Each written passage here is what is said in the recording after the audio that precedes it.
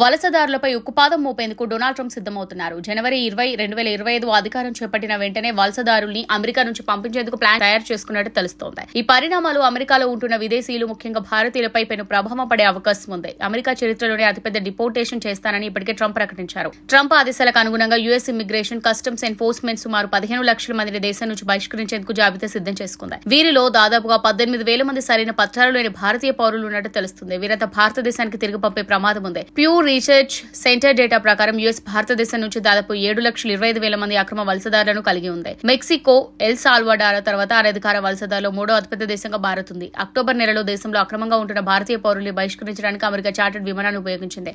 ICE నుంచి clearance కోసం అనేక సంవత్సరాలు వేచి ఉండడంతో యుఎస్ లో వేలాది మంది పత్రాలు లేని భారతీయులు తమ హోదాను చట్టబద్దం చేసుకోవడానికి కష్టపడుతున్నారు. గత 3 ఆర్థిక సంవత్సరాల్లో సగటున 90,000 మంది భారతీయులు అమెరికా సరిహద్దులను అక్రమంగా దాటేందుకు ప్రయత్నించి పట్టుబడ్డారు. ఐసీఈ ప్రకారం 2,61,651 మంది నమోదు కాని వలసదారులు హోండురాస్ బహిష్కరణ జాబితా దేశాల్లో అగ్రస్థానంలో ఉంది. తర్వాత గ్వాటెమాలా, మెక్సికో, ఎల్ సాల్వడార్ ఉన్నాయి.